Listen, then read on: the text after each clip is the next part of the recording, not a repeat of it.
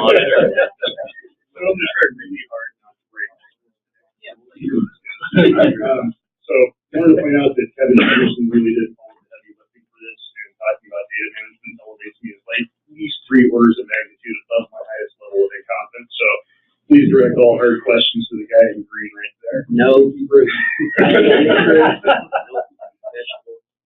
All right, so today what I want to talk about is BioLogic, what it isn't to begin with, why it exists, and what it does. And this really goes back to about 2007.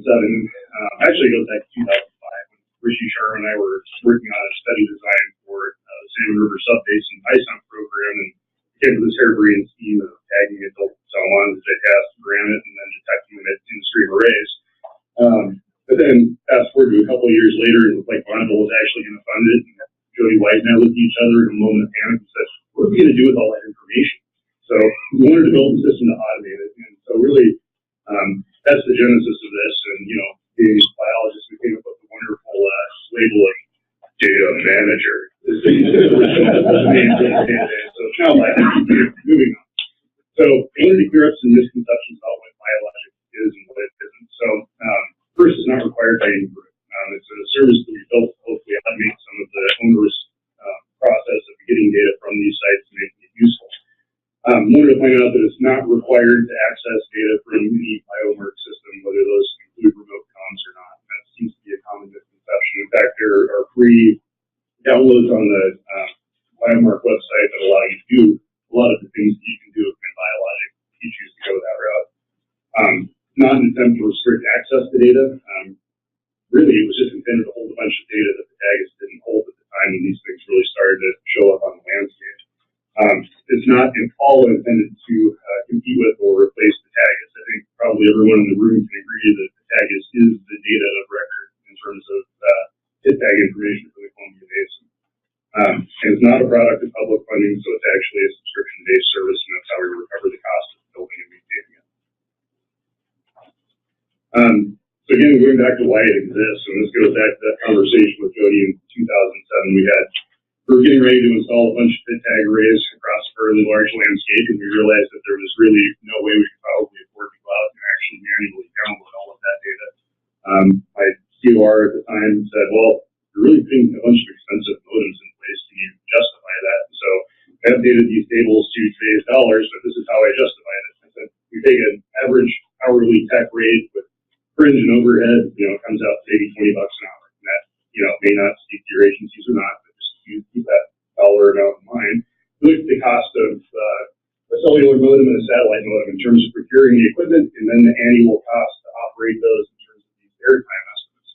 And then we basically just broke that down into labor equivalent. So dividing those numbers by this $20 an hour. And so the first year out of the box, you're going to spend more than 36 hours in that year accessing that manually. Have a cell modem. Out years, once you get past that original equipment investment, if you're spending more than about 7 hours a year manually downloading your data, it's cheaper to have a cell modem. Satellite modems are obviously more expensive, but they also tend to be in remote locations where accessing them is either not possible all the time or extremely expensive. And obviously, these cost estimates don't take into account, vehicle costs and all of that. So that's basically how we justified using remote communications. And I think it's probably useful to consider when you think about the cost of going to manually download data. Okay, so why does this exist? Really, it came from Data Manager, and the first goal was to automate data collection. So basically, it was a robocaller. A lot of these sites at the time had old satellite modems that oftentimes you just couldn't connect to reliably. And when you did connect to them, oftentimes that connection would be lost before you downloaded all the data. So rather than sitting there all day long and pressing a button on a computer to go get that information, we automated it.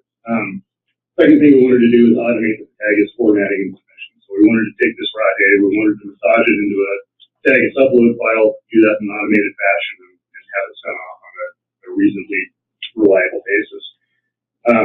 Third part of this were site alerts. Again, a lot of these sites were located out in the middle of nowhere. This technology was still relatively young, and we didn't necessarily trust it. So we wanted to build a system that would basically send an automated alert when site diagnostics indicated that there was a problem. And I would argue that those alerts save a lot of money over time, both in terms of knowing what's going wrong with the sites, you can gather the correct equipment to go out and do O&M, and also on things as simple as, batteries. Having that in real time that your site is losing power means that you can get there before you drain your batteries. So other things, database storage and data visualization, 3 points in yellow kind of go together. Back at this point in time, the tags didn't hold and serve diagnostic and environmental data from industry and tag detection systems. So we wanted to make sure that we had that data stored reliably somewhere. And we also wanted to be able to hopefully visualize some of that data to be able to make it more useful.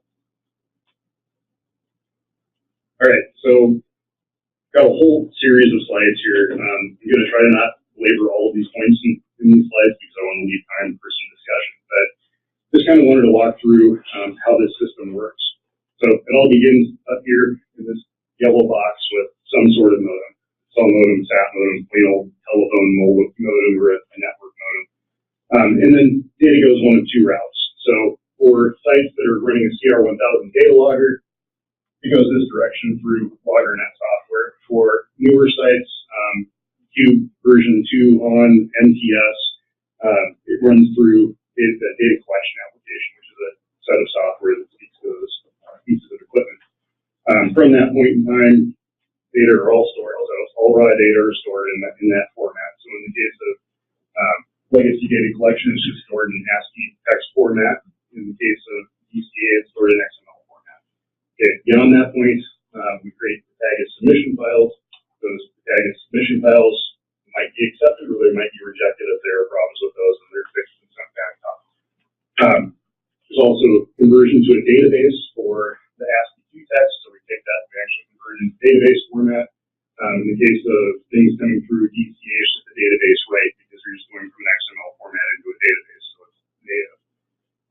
All right, and then the last thing that happens is legacy database here for those CR1000 sites, and then BioLogic database for these, actually directly ripped to the BioLogic database for the new data collection. All of this ends up in the BioLogic database after going through transformation for those old sites, and it's all backed up again. So we've got a bunch of layers of data security here, from raw data through every conversion step. Because really, you want to maintain a strong chain of custody. I think at any point in time, data from any of these sites could be questioned, could be part of a lawsuit, and so we want to be able to go right back to the native format at any point in time. So this next series of slides is basically color-coded to match these sort of 4 steps. So speaking through those relatively quickly. Download frequency. So it's user specified that the default is every 4 hours, which is potentially overkill, but why not do it? It doesn't cost anything. Automated retries when failures occur, and this is really important for satellite modems because they can be a little bit sketchy. Both of these systems have algorithms to identify when data downloads are complete. So if you lose signal halfway through downloading data, we know that we go back and collect the data that we didn't get the first time around. In almost every case, we do not erase the buffer of the device at the site. If you can avoid doing that, I think it's always great. That's just one more copy of your data. That being said, all of these devices on the landscape do have limited memory, so basically this first in, first out takes over where oldest data are overwritten first. There are very few examples of that in our system, but in one case, I think it's only one case, there's a FS1001 M controller that doesn't have an associated data logger, so we download data from that and we have to erase them. But that's only one instance. We generally think it's best practice to try to leave that data resident at the site as long as you can. All right, moving on to the next step. Raw data storage. So this one's important to me that raw data is stored forever with all its flaws, however we get it. Because you always want to show through any of these steps the changes that are made and be able to go back to square one if there's ever a question about data quality. So we have local data collection, which is sort of the first level of storage. And let's see if there's anything else important here. I guess one thing that is important here is this legacy data collection, so the Campbell scientific stuff. We're no longer doing any development of that software, so that basically sits in its current form. All right, so the quote-unquote modern data collection, so moving to the newer systems. One of the things I think is critically important here is that the electronics engineer that built that equipment was the person who also wrote this program. So there's just a strong continuity between the two that doesn't exist with Campbell Scientific Systems. Those were an off-the-shelf solution that we used because it was available. This is a house-built solution that I think is a little bit more seamless. And I guess this goes to the last level of backup, or second level of backup. It's all raw data backed up nightly to a cloud-based server. So we have the data that remains resident on the machine. We've got the raw data that's stored locally. That raw data is also stored in the cloud. So multiple backups. Historic data and archive data are active weekly. Okay, moving down to the next layer here. All right, database transactions. These slides are all put together by Kevin. Right. Thanks, Kevin. I don't know why you thought of it. All right, so going back to the Campbell Scientific stuff. So ASCII format is just no fun to deal with. I mean, basically you're looking at a text string and you're trying to parse that. There are some problems dealing with those data, and I'll kind of summarize some of those up here, but I'm not going to belabor them. It's really kind of been a problematic system. I mean, it really is responsible for a lot of the routine data errors that we run into that require either manual manipulation or in some cases automated manipulation to correct so that you can get good package upload file and so that you can take advantage of the diagnostic and environmental data. So again, going back to the DTA stuff, I think I've talked through most of this, but really it's a more seamless transition because it's the same person who developed the equipment as the person who wrote the program that gets the data from the equipment. It's also nice that it comes out in XML format. So basically a conversion to a database is in native format. So it's just a write. It's not a conversion of a flat file. All right, going down to the last level. All right, so submitting data to tags. All right, this goes back to the Campbell Scientific stuff. And really the thing that I want to point out here is that there's really no ongoing development of data going through this path. And I think one of the important take-homes here is that there's really no support to get to the next generation of JSON download files that I think is the future for getting stuff to tags. Moving on to the DCA stuff, I guess this is probably the most important thing here that we've already made the initial modifications to support the JSON file format that is going to be the future for the tags uploads. All right, manual corrections. So there are a lot of things that result in data corruptions, and we're desperately trying to limit those, but these are the big ones. So this goes back to the FS 1001, which is still on the landscape in a lot of locations. I think there were some 17 sites that still have Muxus operating across the Columbia. So these devices, they've been on the landscape for quite some time. I mean, since 2004. So you can imagine they're getting a little bit old. But a lot of things happen there. I mean, the biggest one is just the reset of this equipment. Oftentimes, the clock won't keep up. So you will upload a file that can't exist because the time is wrong. Resets the factory, defaults out and changes. And this was an interesting experience recently that Rick Orton does a really good job every year of coming through all of the Tagus upload files for a number of sites to make sure that we haven't missed anything. And he ran into a situation with one of the sites and was like, well, you guys didn't resubmit like 10 files. And looked back and he's like, yeah, we resubmitted them. The problem was is that the reader had reset to become a B0 reader when it was supposed to be the B0 reader. So the original files that went to Tagus were rejected because it was the incorrect reader. When Kevin corrected the file and renamed them as the B0 reader, going through the utilities and Tagus is still pointed out those files were missing because there was no way to track the fact that there were two different readers. One of them was just mislabeled. So anyway, lots of little errors like that occur that make manipulating data tough. All right. So manual corrections, just a little bit more information here.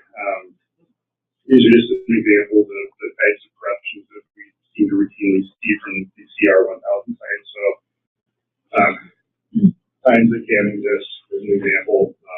Interesting things, but I have no idea how that happens or what that means or where to even find those characters on the keyboard.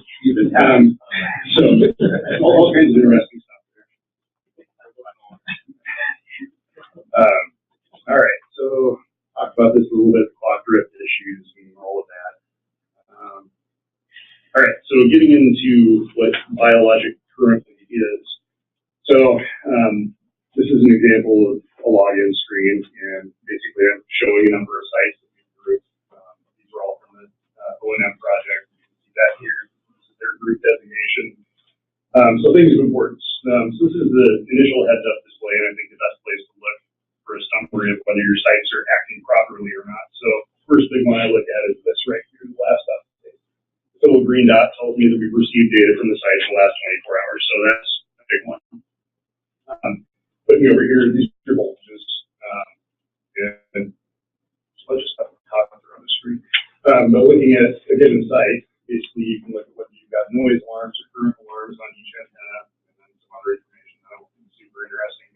But what I'm showing here is actually the process of changing a site over. So this is changing from a CSI or a Campbell Scientific data logger to a BioLogic. So we're basically removing that piece of hardware. And you can see that it's actually calling out the hey, this site is different right now. So that will be combined back into a single site. Once it's back up and running, I just downloaded the screen right in the middle of that. So it's tracking this stuff in real time. Moving on to a couple of other things. So metadata. This probably goes back to Russell's conversation. I'm not sure if this is the right stuff or not, but it's at least some stuff. Tells you what's out there on the site. So site description, there is pictures if you want to look at those, and then antennas, how they're configured, what they are, in this case, the read ranges that were achieved at the time that they were installed or the site was last visited. Reader type, firmware, etc. Quick note on that page, Chris. Yes. Checkbox that says Patagus site. Oh, yeah. When the site is created, if it is a Patagus submitted site, there's one more piece of information at the bottom, which is automatically pulled from Patagus, which is the lat long. All the information that is displayed on the Patagus site page is on the same page, automatically pulled from Patagus. Thank you. Yeah. Please chime in either one. You two when I miss stuff. Both those.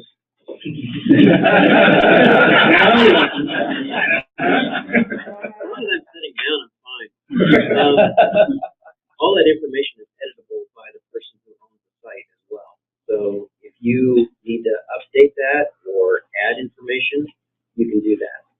So you can track your site through BioLogic, basically, inventory your site.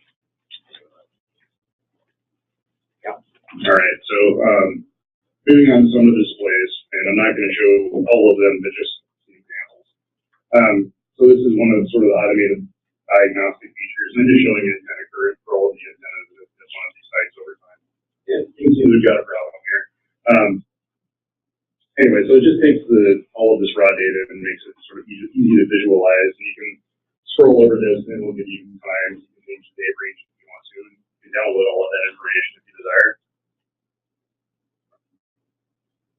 Antenna noise, so this is the segment that we're seeing a problem with on that other page, but so just a quick way to look at your diagnostics over time, and also this type of thing is actually pretty useful in determining whether you've got an antenna that's dying or if you've got a cable that's going bad. So it's kind of a nice feature when you're going to go out to a site. Do I really need to hook up a trailer to the truck and throw an antenna out there, or can I just throw an antenna cable in the back? All right, just an example of well, okay, so we've got our environmental probes here, and these are just the latest reading, last test tag detection, last live tag detection. There's also a little radar thing that shows you the types of tags that have been detected over the last 6 months or something along those lines.